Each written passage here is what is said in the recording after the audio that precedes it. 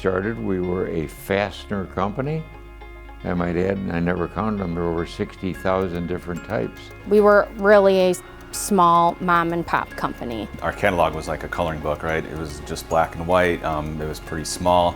Just as I've been here over the 18 years and we put out a catalog about every year, it's just grown thicker and thicker and thicker. It's grown based on the conversations with the customers, trying to keep up with the needs of the customers. And the ingenuity for us has been a large part of our growth, especially over the last 5 or 10 years.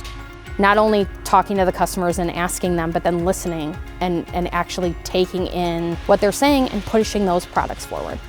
Having that engineering lab in play in our own facility has been a huge support system for our customers and for new customers, because it gives them the ability to make those decisions immediately with a workable part that they can prove actually is going to work in the field.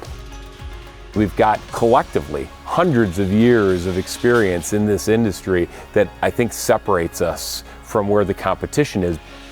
When they're making decisions throughout the day, they're actively making decisions that are best for the company, even if it's not what's easiest for them in that moment. And I think that that's important. We're all expected to do the same thing and support each other when somebody's out of the office. I think that's kind of what we try to instill in all new employees. It's really important for us to continue to keep that mom and pop small business feel, even as a larger corporation.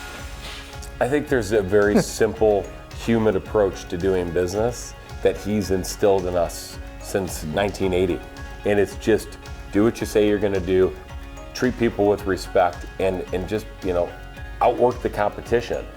All of that combined has been a huge part of our growth and success over these 43 years. Yeah, 43 we're going. Yeah, crazy.